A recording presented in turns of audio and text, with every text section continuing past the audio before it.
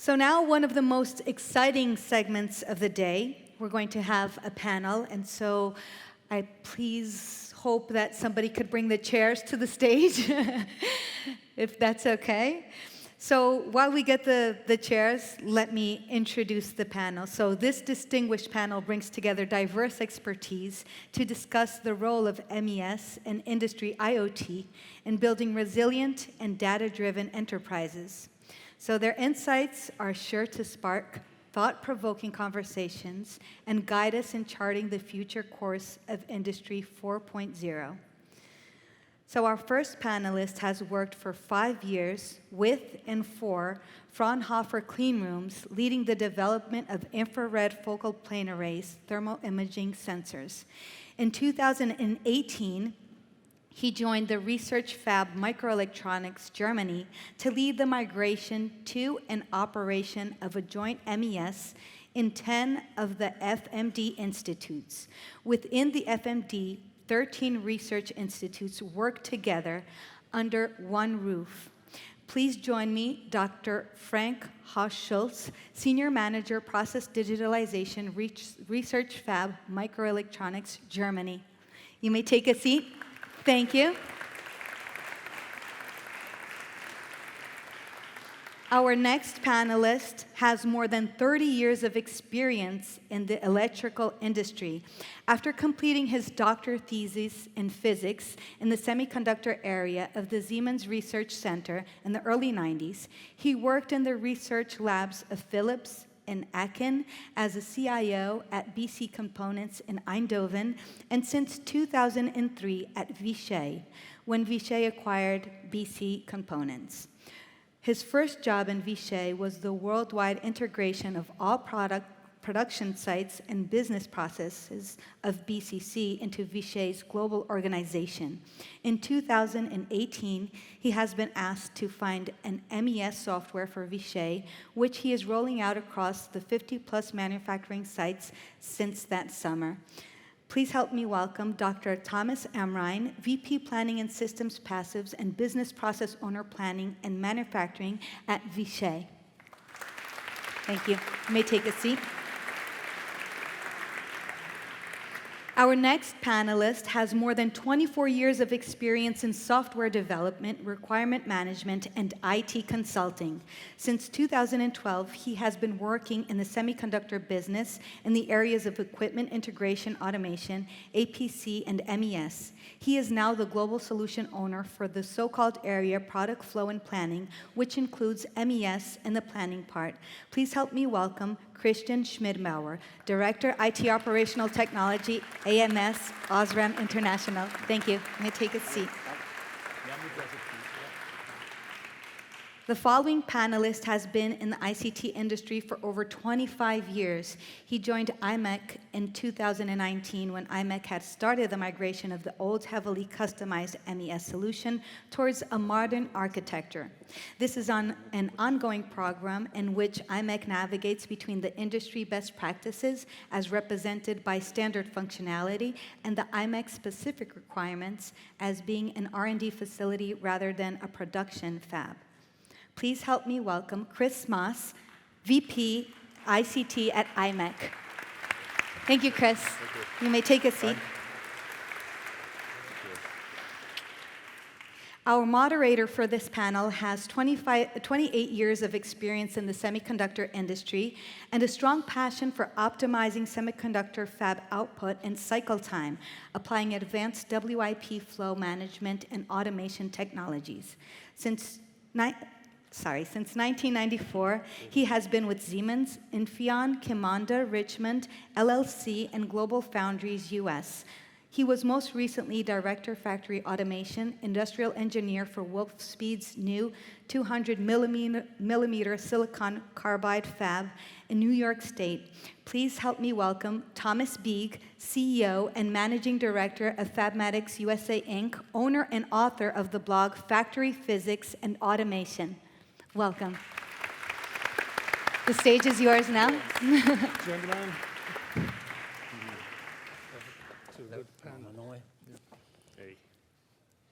Okay, so is this working? Anybody can hear me? Sounds like very good. So, first of all, before we start the panel, I think I speak in the name of all us up here. Thank you for the invitation to be here. It's kind of breathtaking when the invitation came, saying, okay, critical manufacturing event. Interesting now seeing here like 500 people, like, oh my God, what I'm into, right? But that's good. The other thing, again, thank you for the invitation. Porto is beautiful. The venue is breathtaking. The other thing, what I'm now, after our 3, but Jeff's and Didier's keynotes, I'm scratching my head the whole time. Oh my God, are we so far behind? Is this the same planet? Or am I the only one? Is our company the only one who is kind of in catch-up mode to what we heard here? So definitely the 2 keynotes, I think, fulfilled their purpose to spark thinking, right? Now, the thinking in my head also is the millions of dollars spent for all this. And I'm pretty sure no company is doing this without gaining more dollars out of it, right? But how to quantify this? I think we will discuss this here a little bit. But before we really start, I have a huge interest, or I should say we have a huge interest. What is our audience? And I want to see. So I think there are, in my mind, possibly 3 categories of people here. One group is I call this the IT guys, the server-connected folks, which think in database tables and all the kind of things. Who identifies himself here in this group as an hardcore IT guy? Maybe you can raise the hands just to see a little bit. That is interesting. I was expecting 50% of the hands go up. That's maybe 5%. Interesting. So who of the audience identifies himself as a user of an MES? Not so much understanding the tables, more interested in how is the interface looking? Can I get my stuff done with 3 clicks and let me do my work? Who is part of this community here?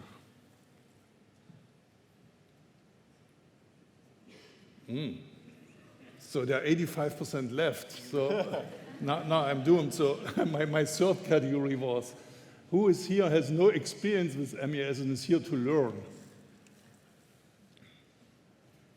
Okay, I'm obviously missing completely. So there's something else out there which I did not catch. Anyway, so we will see. So the point of all this was, of course, to get a bit of feeling of, are we talking to the senior experts and we bore you to death? Or are we bringing interesting facts to the audience, right? Okay, first question. So the topic of this panel is the role of the MES and the IoT to build a resilient and data-driven enterprise, as we have seen how far things can go.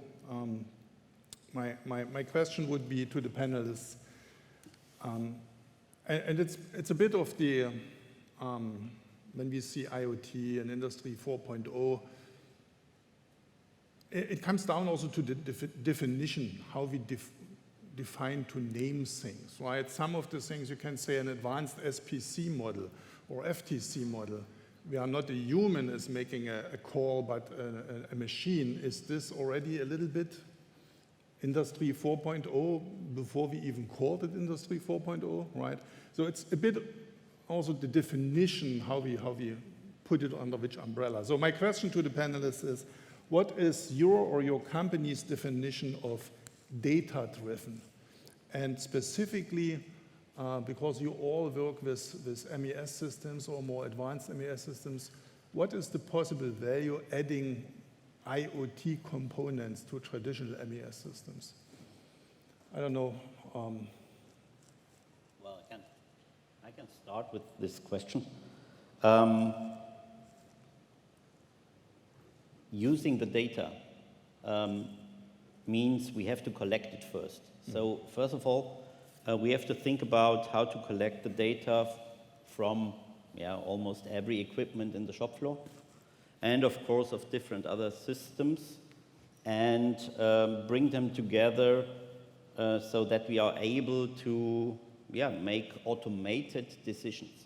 In former times, when the shop floor, there were the operators there, and they made the decisions. I can explain, like, as I talked, we integrated the dispatcher, and therefore we had to show the operators a list of lots, and we were asking about why a list? If the dispatcher knows the rules and can decide, it knows already just this lot has to be processed. And then there was, the lack of trust in the systems and in the data, that we say, oh no, the operator knows it better, and you have to bring a list to that. And so this was the starting point, and now we are not providing lists, we are making decisions, which means, we know what is next, and we execute it. And that's, for me, the topic of data-driven. Yeah, maybe I can add a little bit. Of course, what he said is absolutely right. That's the same what is also valid for us in Vishay. My background is physics research, so I see data as really, they were always there, and data is the basic for making decisions, for developing, for exploring the ground. So data were always there, but the difference from the past to today is that we have many more sources of data. And even more sources than maybe we would love to have and to handle, because we all heard that the data, not only in our web and network, but also in our manufacturing environment, the source of data is so extreme what you can meanwhile collect that you have to sort those. And the data in itself means, in principle, first nothing. It's only the baseline. It's a pool of information, of potential information. And the challenges now in a manufacturing environment, and you have to know in Vishay, for instance, everything scales with a number of products, machines, etc. So that scales easily with always factor of thousands of millions of billions. So I think the trick is really then what or how can I get out of this pool of data the essence, the information that at the end humans have to make decisions. Although they are in between, we heard about all the nice things about robots and so on. Yes, it's sure that you have more and more levels in between where systems do certain decisions, but finally, always the human has to make a decision how to create rules that a robot or any kind of device system can make another decision on a lower level. And that's the trick, because I can only say we are overwhelmed of what in principle is doable and feasible, but then to bring that to the ground and make the benefits of it, because at the end, any company has to make profit. So at the end, what counts is not that we do everything what is doable, but we do everything what makes our profit better, what makes our product better, what makes our processes better. Well, for us, our mission is the transfer of research to commercial use. So we do have technology that just left the laboratory stage, and we do have technologies that are ready to be transferred to the industry. And we do have solved problems just by looking at data. So we have done automatic correlation analysis of our data, and that solved technological problems in this field. And we are talking about quantum computers and 6G, so maybe technologies that will be on this panel in a couple of years from now. And to enable this kind of data use for our scientists, that means that our infrastructure has to provide this data so effectively, so intuitively to the scientists that they can deduce the decisions that they have to make for the innovation to happen. Yeah, just to add to that, a long time ago, I was working as a consultant in business intelligence. We thought things were very complex because we had to combine data from 2, 3, 4 different sources. It was wow. And if you see what's happening now, the data comes literally from everywhere. And what it brings in value now compared to what we were doing at that time, it's an amazing evolution. And for me, data and the use of data, being data-driven, is a combination of two, or at least two things, is how do you use that data in your day-to-day operations, operational efficiency, making the right decisions, making repeatable decisions based on real facts, but in the day-to-day operations. And on the other hand, the vast amount of data, how can you identify trends, tendencies, etc., which I think, yeah, probably we are still very much at the beginning of what we can do there. But the evolution in just a few years is amazing. Yeah, and I mean, latest by the presentations in this morning, it's clear the speed of innovation is absolutely breathtaking. And that leads kind of also to my next question to the panel. And most likely Didier or Jeff would answer this slightly different, but I'm curious how you guys see this, right? So we talk a lot about MES as the foundation. We need to have the data easily accessible and correlated and decision-making support and so on. And then we add some spice with IoT sensors and measure vibration and whatnot and try to find correlations, hopefully proactively, not past something happened. But the next thing, and we heard about this morning, is then AI and generative AI. Some people say, oh my God, that's the end of the world. And also say if we do it the right way, it might be very helpful, or machine learning, which is around for quite some time. So I wonder and I shared kind of earlier that our company definitely is not a front runner in these kind of things. That the question is, I mean, you can open every newspaper every day and you read about AI or machine learning, even in non-technical publications, right? How much, and we heard also in the morning that it takes 10 years to, we start sniffing in the real values. How much do the panelists think is this whole topic a buzzword thing still that needs to be in presentations for the shareholders, and how much is it a real thing specifically towards the operations world, right? So where you used to be, everything needs to be exactly defined to make sure everything goes well, and if you then add some independent algorithms to do stuff that might drive people crazy or nervous. So where do you think is the level of, there's a lot of talk versus we need to get there, but specifically my question around this is, how is decision-making to invest into these technologies? How is the ROI calculated? Because in my experience, might not be 100% correct, in the higher levels of a company, SVP and up, most people are not extremely up-to-date, educated about these kind of things, right? So these individuals need to make decisions about big budgets to do this stuff without really understanding the details, and who understands the details from all this, right? So how are the companies approaching funding for getting onto this train?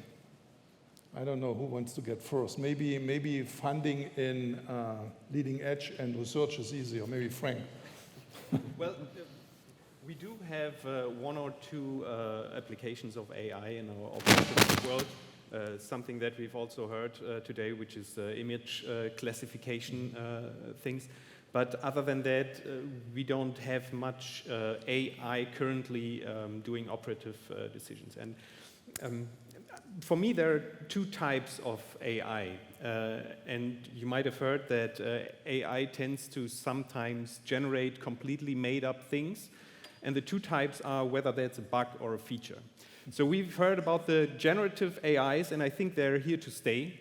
But I think that for other AIs, we are actually reaching a productivity level that they can be used. And none of the other talks today have talked about the cost that was necessary to achieve the levels of added value, let's say.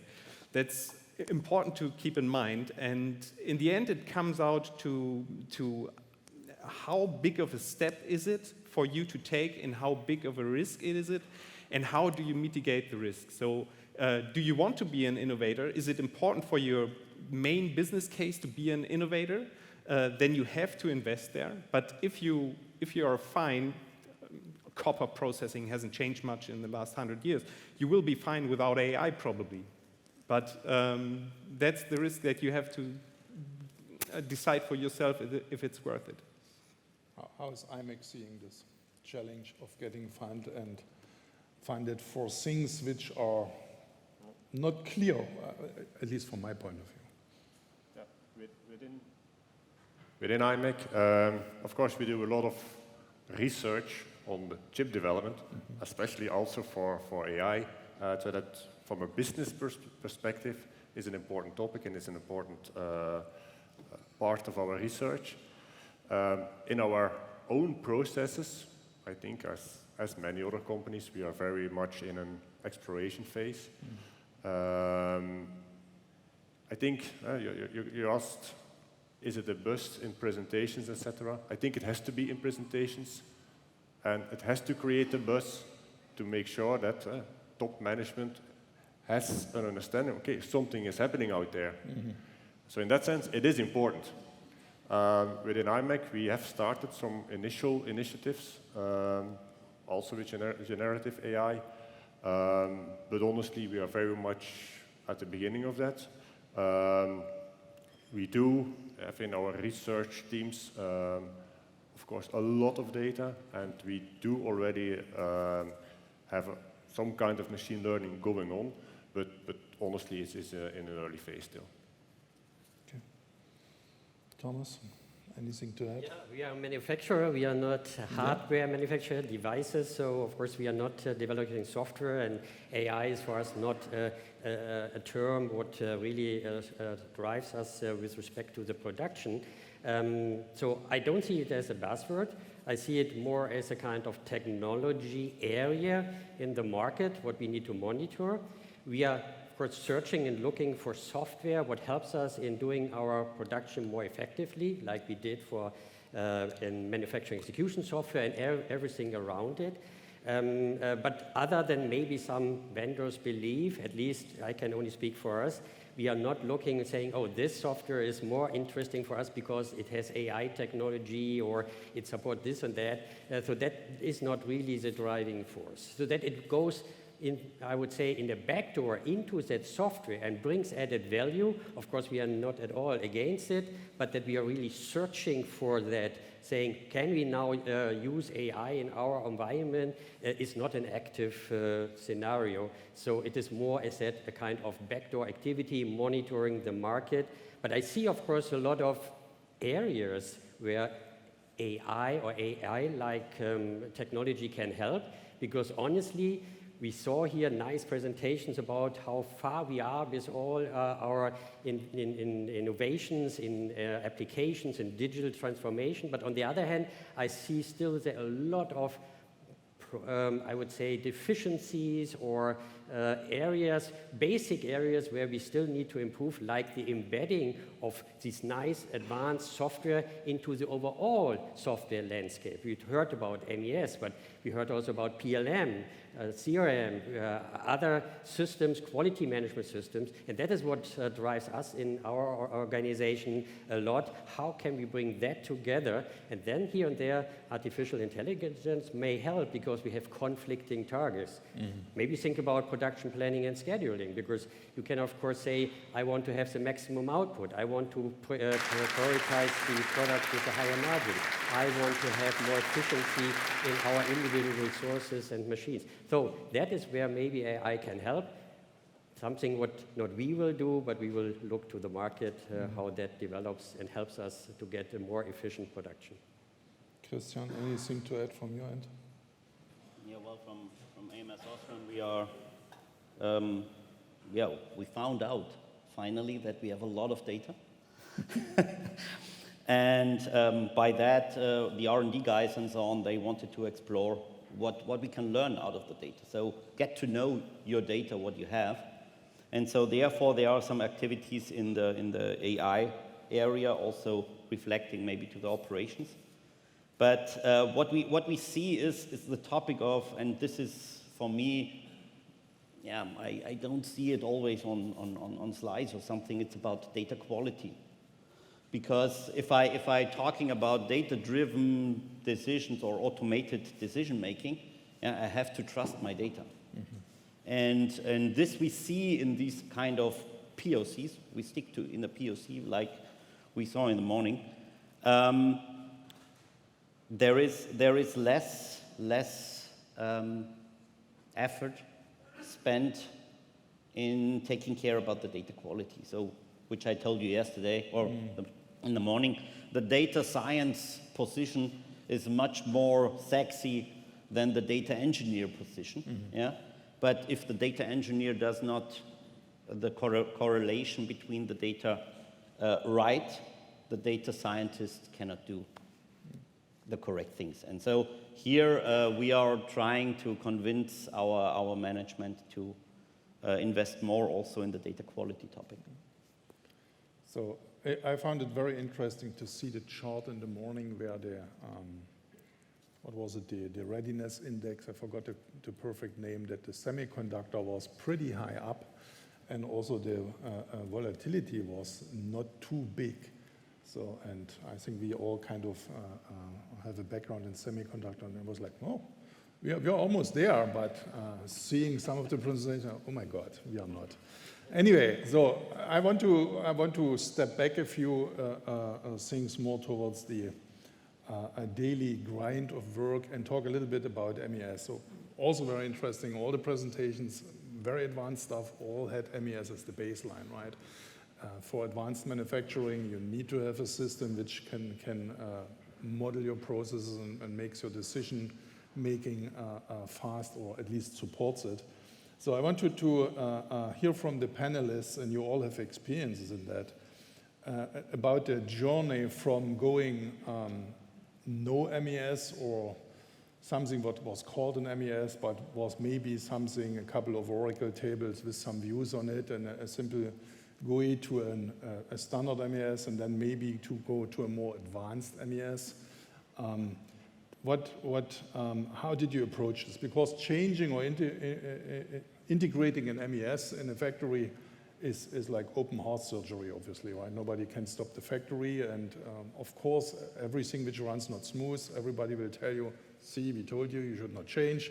These kinds of things happen, right? So to make this a success, typically, what we also had in the discussion up front is, so there needs to be some phasing of the projects, right? And I would be interested if you can share with the audience, for your projects, how did you structure these phases to make it likely a success by step or so?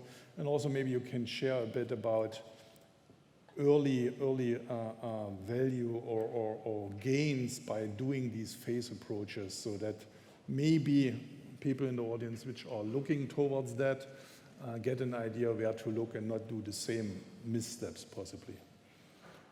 Don't know who wants to start. Maybe I can start first, since we are already working on an MES rollout since 2019. After 2018, we made our decision. And it's really important to plan somewhat upfront how to go in steps in order to migrate so many sites. And what we did is that we, of course, as logically, we have to start with a pilot to learn from each other, so that the vendor and also the people involved from the supporting implementation side learn more about us, and that we, of course, understand the software. I think that is even very essential in any implementation and rollout, that you understand pretty well what the software offers, because one has to know the people from the field, so to say, in our organization. They come from their legacy, from their old historic environment, and now they come and they are confronted with a complete different software. A software what is like a catalog of services and functions and features, whereas in the past the legacy system was homemade, self-built software. Whenever I had an idea, then this was not existing, I went to the IT and said, can you program? Then they programmed and I got what I really requested.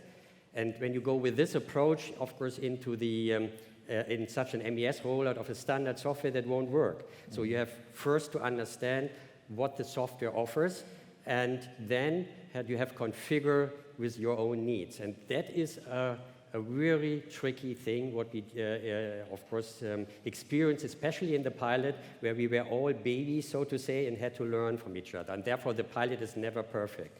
So one lessons learned is definitely go through it, and yes, the pilot is not perfect, because otherwise you will not finish that in a reasonable time. What we also then decided is to limit the scope of this pilot so that we take not all functional features which are there, but we go firstly only with the tracking tracing, for instance. Left aside the nice feature of planning and scheduling or maintenance and all these functions which the software offers, but only go with the core.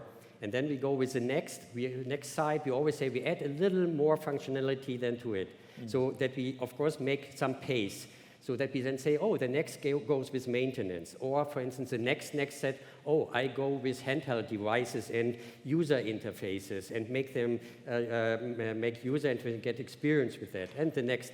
So that is the way we are trying to achieve. But we also learned we have also to refurbish that, like I said, what we did before, because it was not perfect. And that is a little bit the trap of what doing first and next. And the speed, unfortunately, is not like Didier said that in 6 months a site is live and you can go to the next. I would say 6 months is the shortest time. It's more 6 to, when you have a big site, to 2 years. When you have 50 sites, you can calculate yourself how long the journey is. Thank you, very good. Yeah, maybe I can tap into that. We are also we are very much in the middle of the migration today.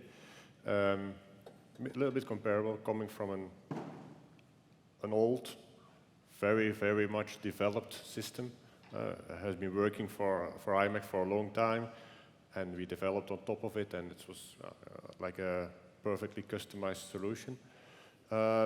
Luckily, we have many people in the team that were there at that moment and are still here, and that embraced, let's say, the new technology.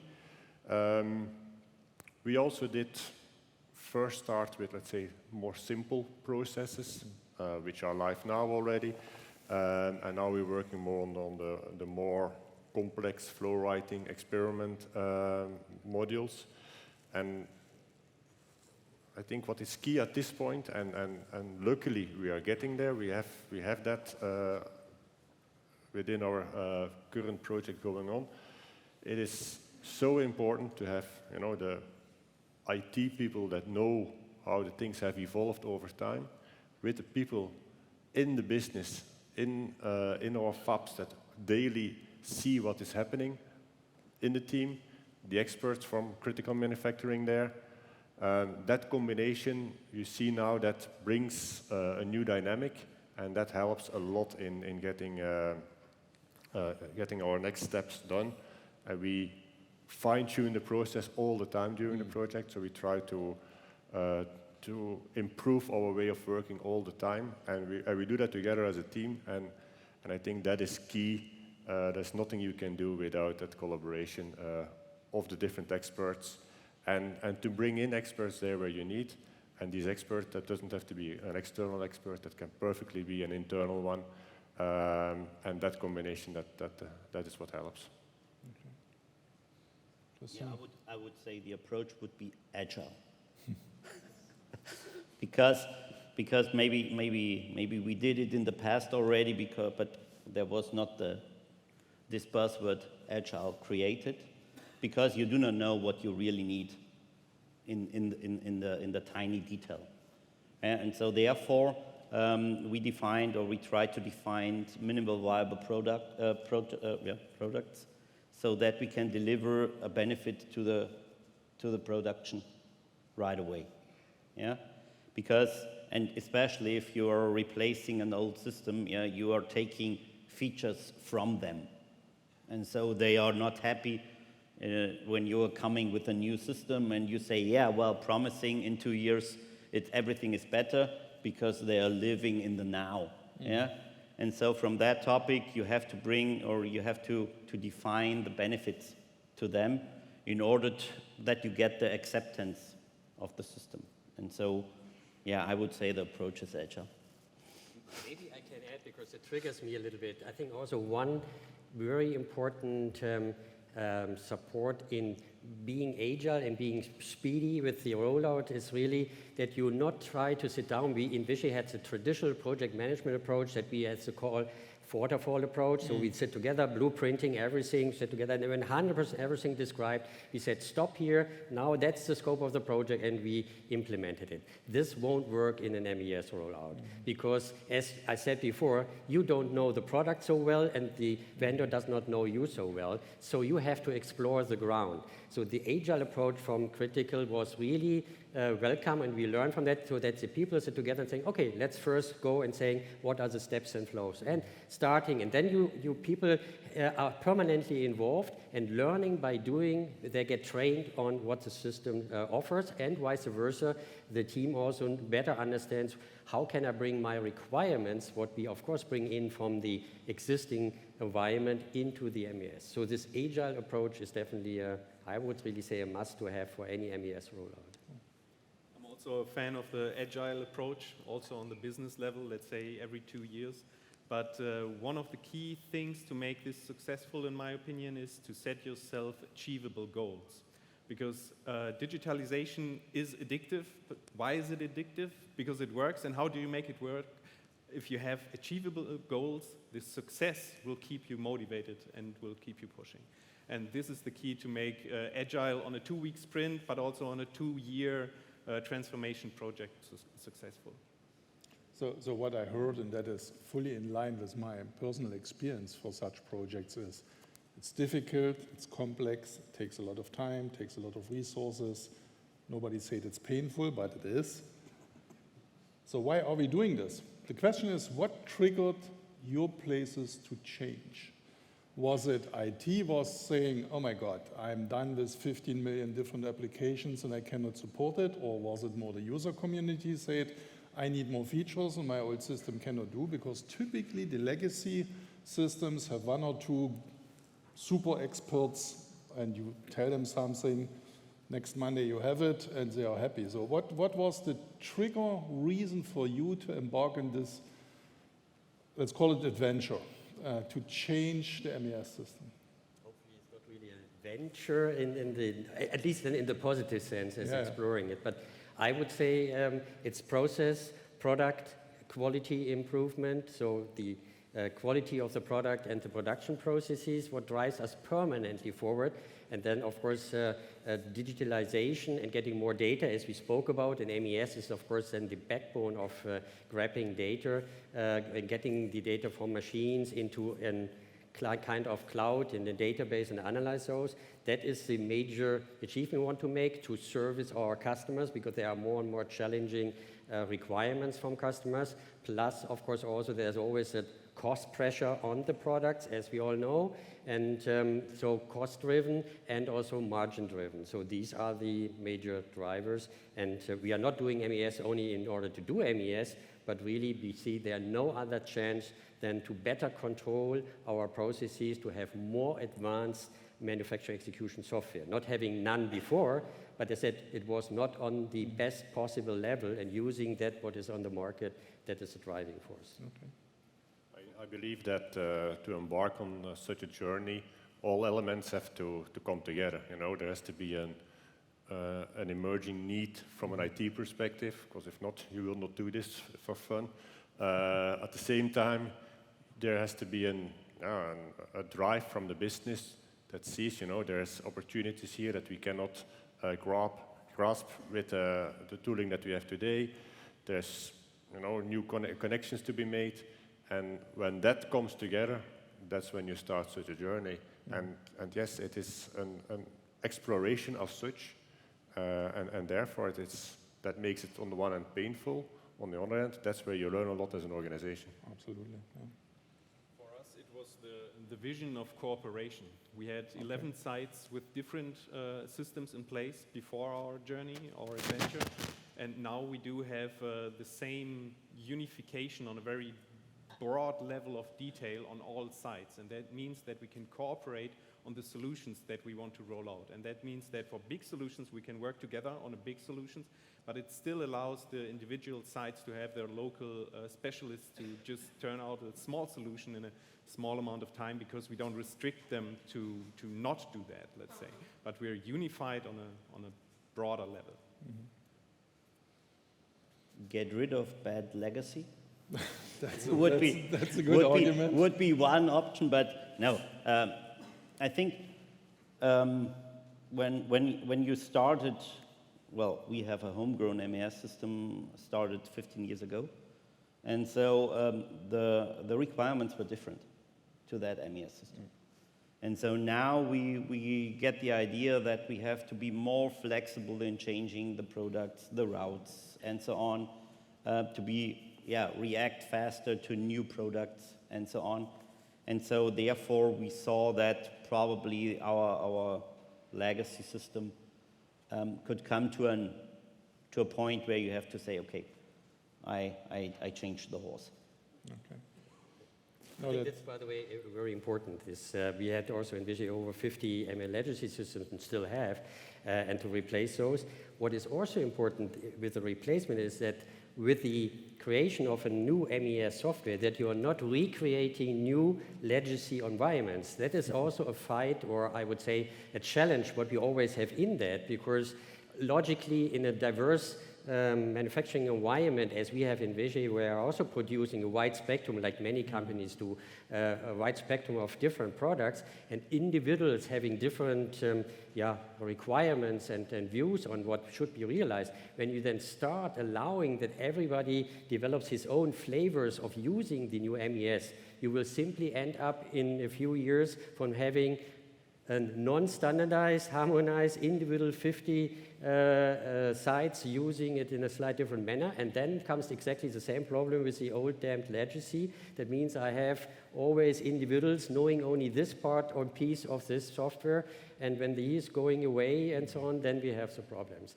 So that is definitely a challenge, because exactly the burden of the legacy we have as well, but again, we should not go from one legacy into another legacy world.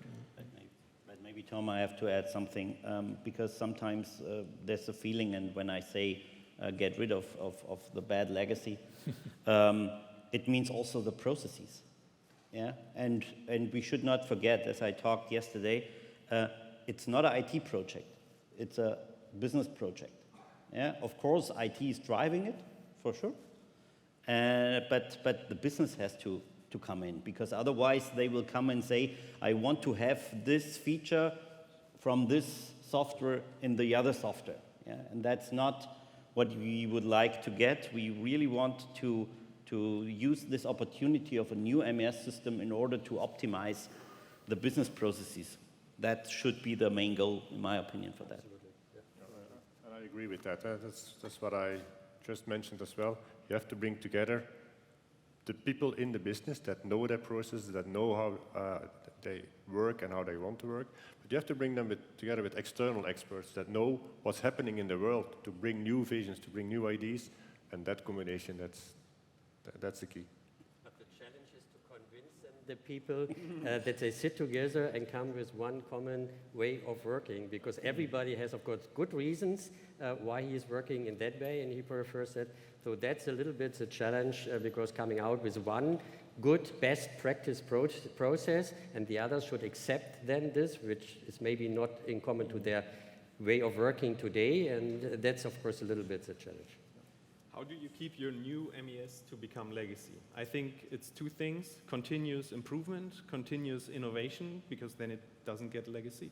And the other one is standardization. If it's the standard and if everyone has it, then there's no new thing that you have to migrate to. But do you want to be standardized? On a broad level of detail, only on a broad level of detail. If you have the same framework, then yes, but not on the fine level of detail. We all have specific business cases that we have to adapt to, and that must be flexible in our current system. What I'm saying is we have in our company 27,000 people, employees, all proud of their work and job, and now you come and saying what you all did so far, that was not okay. I have something better. Here is the best practice, and take it. I don't believe that will really be very convincing. So therefore, I'm saying that you have to bring the people to a level that they say, yes, we want to work together and find the best practice, and we take it. That is a little bit the challenge when looking to a company like us, which has so many different factors, angles, and historic approaches. That's not so easy to take that, because as said, nobody loves to get standardized.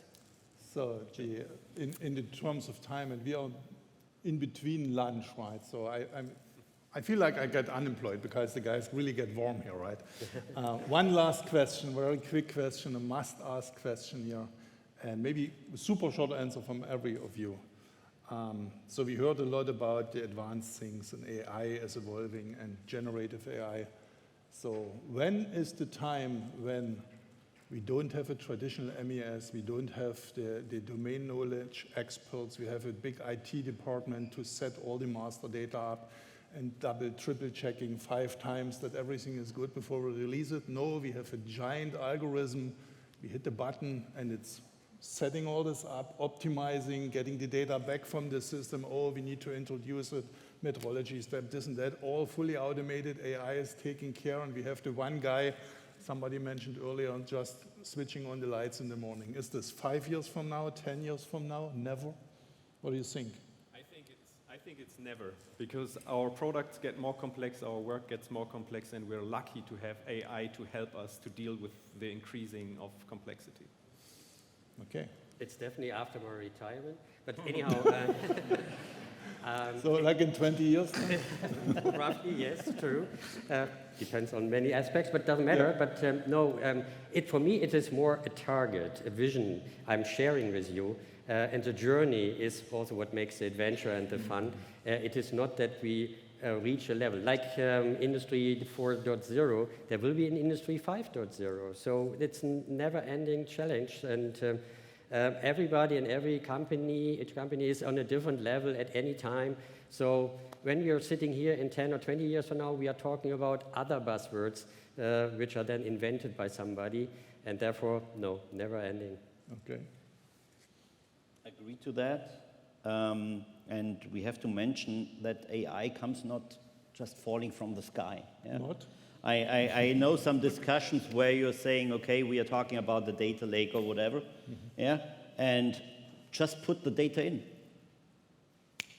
Check. Yeah, so you have to correlate the data together and so on. You have to have the domain knowledge and so on. Yeah, and this is the same for AI. Somebody has to tell the rules. Yeah, and so from that topic, I would say it's really supportive, AI. Okay. Yeah, I can only agree with that. I would say never, because there's always a human factor. There's always an insight which is probably not linked to the original problem at all. Could be commercial, could be human, could be ethical, could be whatever. So there's always going to be a human topic around it. And yes, as we improve, as we increase our usage of AI and similar tools, we will come up with new problems, with new ideas, so never, I would say. Okay, so there's hope for humanity to some extent. Not so, much, but a little. I think that concludes the moderated part for now. Big thank you to our panelists here. I hope it was enjoyable for everybody. And I think we open the floor to questions, right? Yeah. Thank you so much, gentlemen. So don't leave the stage. One short reminder. The third question for the interactive poll is now open. So if you can go to the app, the third question is already available for you to reply and participate. So now we're going to open our Q&A. It's going to be short. There are 2 ways that you can ask questions. So you can ask a question here live. We have somebody in the audience with a microphone. But you could also submit your questions via app, and they will be replied after the event by our panelists. So is there anyone? Please raise your hand if you would like to ask a question to our panelists. Okay, here in the front row. Can you please tell us your name, where you're from? Michael Kaiser, B. Brown, and I've met all of you already, except Frank, but nevertheless. So my question is related to, we were talking about data-driven company. And I heard also in the discussion, and we have the same discussion in our company as well, because we have as a strategic goal to become data-driven, etc. And we are very much looking on what happens in the operational areas, especially in manufacturing. We're not so much talking about R&D, and we're almost nowhere talking about administration. But really, if you look at what data-driven means, it really means, I think what you, Thomas, was saying, that essentially what we're doing is we want to make sure that we are doing decisions, we're making decisions based on facts, based on reproducible information, based on, let's say, criteria that do not depend on whether, let's say, I had a large bottle of red wine yesterday or not. So the question for me is, okay, what's your take on that in your companies? Do you look at this really? Because if we really think about that, all the decisions that we make should actually, in the ideal case, be driven based on facts.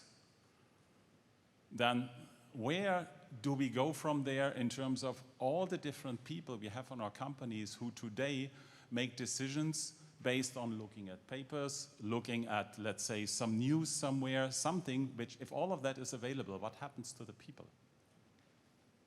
It will improve experience, because once you've made a decision 3 times based on facts, it will become your experience, and of course you will always be making decisions also on your experience.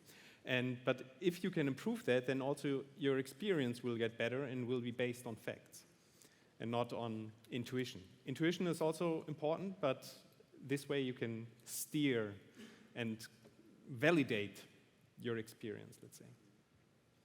I fully agree that R&D and everything related from, I would say, product life cycle, from the birth really bring into the field and even afterwards, is essential. That's for a company like us, of course, that is the bread and butter, that is the DNA what we have. So that's for sure. The problem is, of course, the reality, like you said, because the collaboration from an R&D, process engineer, and so on, really going down into the machine, the EI, the operator, everybody, up even to marketing and so on. So this collaboration, that is something what is currently, at least in our world, yet not so well supported.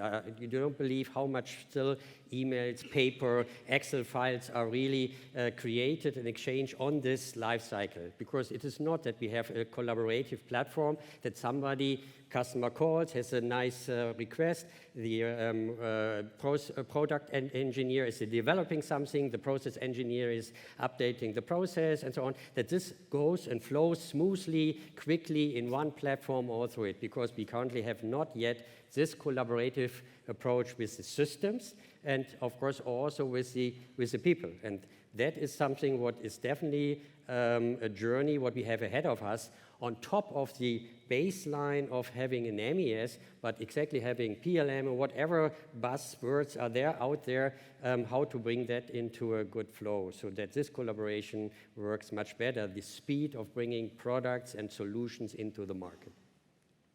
I think indeed that data-driven is a lot about decision-taking, absolutely, but the other part is probably equally important, and that's how data can improve efficiency without jumping to conclusions, jumping to decisions, just your day-to-day flows. And I think that part, when we talk about data-driven, that part is probably easier to implement, in the sense that easier to be accepted by the teams, rather than the decision-taking, which is, you have to trust the data, you have to make sure that the whole organization is jumping into that.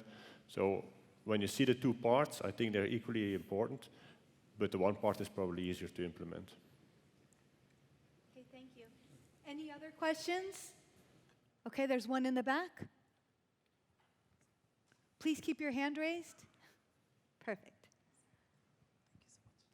Your name and where you're from, and your question, please. Hello, everyone. My name is Manuel Souza. I'm with ProtSmart from Autodesk.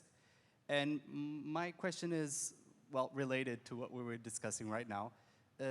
When talking about data-driven and about data analytics, based on your experience, do you believe that it is better that an MES software provides standard analytics based on your position, or suggestions, or do you believe that it should present you with all the data so that you can choose what to look at? And on top of that, sorry, do you believe that we will reach a point where AI will allow you to not have to make that decision? It will present you with the data that you need. And thank you. Thank you. Who wants to answer that? I can answer about the topic. I know the customers which are coming with, I want to have all data. Usually they do not know what to search for. And there are some technologies out of in the market where you can see without investing so much in rules, some abnormalities, which does not mean that this is an indication of a failure or whatever, but it's just an abnormality to something, or to the usual scale. And so from that topic, well, if you get as much as possible, it's always good. But what I can see is usually the process engineers are focusing on some parameters they usually know on their equipment, and we add, week by week, some parameters when they see that the quality is not as they expected. And so it's not in here. Well, in former times I called it smart data, to collect not all the data, but with the technology you can get out of that.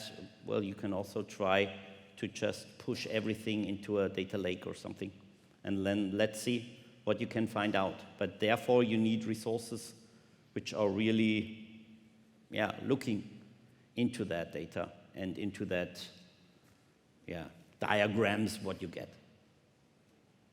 Maybe what I can add, because there was also the question about AI in this term, or in this area of data analysis. I would say because of so many data which we have, it is of course good if you would get more kind of routines helping the people to look at those data which are relevant for a decision making. So whenever we have, and that can be rule-based, that is a simple solution, but when you say, okay, AI can help me because there are complex scenarios which I have to investigate before I can say, okay, this is an information, now I have to give the supervisor, the engineer, this information of, please look at this. This process tends to run out of control because of all the combinations of certain data have a certain output. So that can help. I'm not the expert on data analytics, and if the AI is really needed, because I think a lot can be done also on rule-based scenarios. But yes, of course, as we all spoke about, the tons of data we are creating is so huge, making more benefit out of it, what a human can alone not do anymore, and even also Excel cannot do anymore. That's, of course, may help. No? I think you raise a good point here, and your question is kind of, I believe, steering towards that.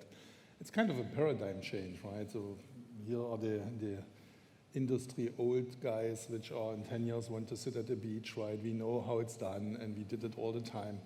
And the number or the data sets we could somehow, with a few guys, manage and try to find patterns is limited. And now it's kind of how big is our imagination if we do 100x of everything in raw form somewhere, and Didier will laugh that everybody buys server farms or goes to the cloud for storage. How do we estimate there's value in doing this, because it's beyond the normal human capacity to capture the 27th dimension of a correlation, because we are not capable of this. So it's kind of a bet of, will some logic find something we don't know?